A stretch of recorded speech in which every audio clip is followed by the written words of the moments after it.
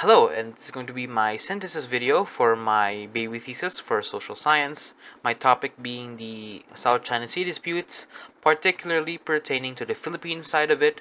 Of course, as we all know, for an introduction to the topic, China over the years have been increasing their claims over the South China Sea, and of course, increasing their position or their assertions of this claims. Of course, tensions would arise from this between the Philippines, Vietnam, a bunch of the other bordering countries of the South China Sea. I'm going to be focusing more in the Filipino side of this, or the Philippine side of this, as of course it is more relevant to a Filipino. Um, this dispute has led to a souring of relations between the two countries, which historically have been very cordial, as we have been trade partners for a long time.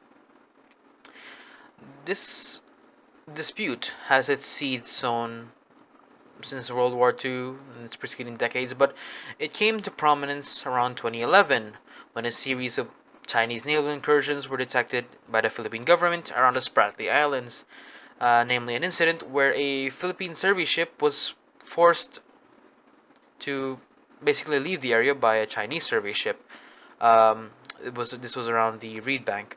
Both the Philippines and China agreed that this was a violation of a previous agreement or a previous declaration. A series of skirmishes would continue after this.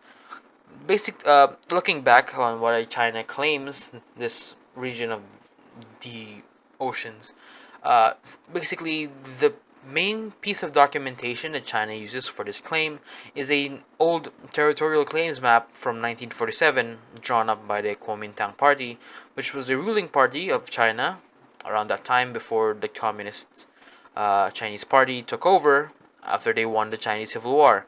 The Kuomintang Party eventually fled to Taiwan, and now the current Communist Party is using this piece of evidence as their main supporting piece of documentation as a historical claim for the South China Sea.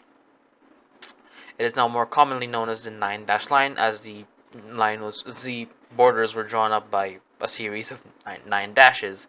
Uh, in 2012, after continued skirmishes from 2011, an incident where a Philippine Navy vessel was sent to ward off a bunch of Chinese fishing vessels in the area of Scarborough Shoal led to further souring of diplomatic relations. China would resort to an embargo of Philippine produce and tourism. This eventually caused a lot of concerns about the economic relations between the two countries. China would continue to basically patrol the shoal and surrounding waters, basically blocking access to it by Filipino fishermen. In 2013, the Philippines filed an arbitration case against China under the UN, basically saying that China was going against agreed on, claims for sovereignty. China would decline partaking in these proceedings, and thus the case was forced to proceed without China. Uh, as the case eventually was ruled in favor of the Philippines, saying that China was, in fact, going against previous agreements. China would reject this ruling, of course.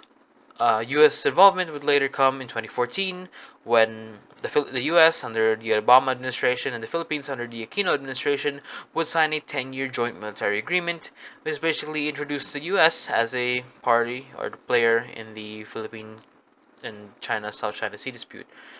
With the Duterte administration coming in 2016, he issued a fishing ban on the Scarborough Shoal and surrounding waters, which led to a warming of relations between the two countries, as there was, doing a favor for China in a sense, and basically the Philippines was now choosing more diplomatic and economic avenues to strengthen relations instead of direct military action, which eventually led to tensions boiling once again in 2019 when a concerning amount of Chinese vessels were spotted nearing the Philippine occupied Tito Island in the Spratly Chain. Then President Rodrigo Duterte would threaten China with military intervention if they would not cease these activities. In the pandemic era of 2022, China would continue to assert their claims over the South China Sea, building military installations, a military base even, and of course there was an incident where a Chinese weapon system was pointed at a Philippine Navy ship. From 2021 to 2022, a series of confrontations, starting when a fleet of 200 Chinese ships were spotted within the economic zone of the Philippines, basically leading to the two navies of the two countries facing off from 2021 to 2022. With now current President Ferdinand Marcos Jr.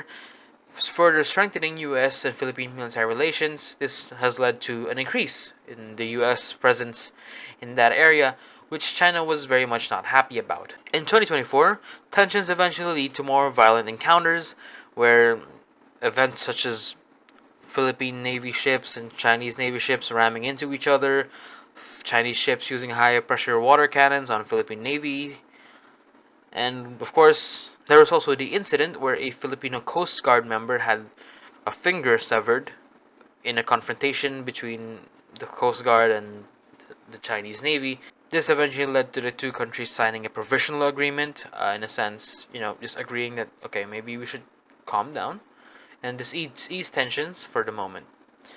China has a lot of claims over the South China Sea. Some of them are very dubious, as using a old claims map drawn up before agreements on what sovereignties and what borders there are in the oceans were ruled up. Um, the South China Sea is a very powerful region in terms of military and economics. It is a massive trade route. There's a lot of natural resources there, and its position in a military situation is also very advantageous. As such, a lot of people want it, and China is, of course, one of them, and China is very assertive in their want of this. The Philippines has done well for themselves in terms of handling this dispute. They've been not quite as aggressive and been very assertive in a sense, not backing down. But a failure of this was in the Duterte administration, where the fishing ban was issued, which just gave China that region basically without being assertive of our claim. But this eventually led to us backtracking, and this led to more tension, and eventually leading to the 2024 incidents. As for my recommendations and opinions, in my opinion, the military front should continue being more assertive, in a sense that we are here. This is our territory. You cannot go here without a permission. But also, we should not be confrontational. We should not be the aggressors. Just keep being on the defense. As for the diplomatic side of it, we should continue to be just cordial, just be nice, and just basically keep diplomatic relations as good as possible. Because when things boil over, diplomacy is the best solution we can have, other than pure conflict, which no one wins. No one wins in conflict. My conclusion is that this dispute is multifaceted. The Philippines is just one country who lays claim for this region, among others, and everyone wants it. As the world continues to globalize, more disputes like this will arise. Everyone wants a piece of the world.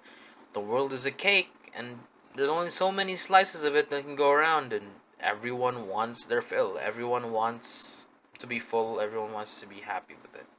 But there's not enough to go around, so disputes will inevitably occur, and until everyone agrees, stuff like this will continue to happen, and disputes will continue to happen. As for a message for you, Prof, hello, Sir Stranger. Um, I would like to say that you're quite eccentric, in a sense, not in a bad way. You're quite odd of a person.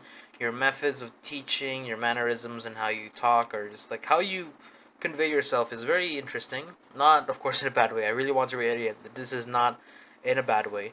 But yes, you're a very odd person and very fun person. We do have a couple issues. Of course, with that misunderstanding in terms of the presentation.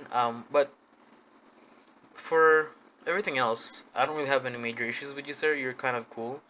Your teaching method is quite roundabout, and you go places when you talk about something, and somehow it goes back to topic at hand, and it makes sense. I won't really say much about how I learned. I did kind of get confused by a lot of things, but I got the idea, is what I'm gonna say. Yeah. Basically, you're a pretty good teacher. Your methods are quite odd and very confusing for some people, and you know, it is a very weird method. Going around about in your teaching, but it does work. It does keep my attention in lessons because I want to see where this goes. So yeah, I really like the method you use, sir, and I really hope that you can be like a teacher for me again in one of my next subjects, if that is ever possible. You are quite an enjoyable teacher to have around. Thank you, sir.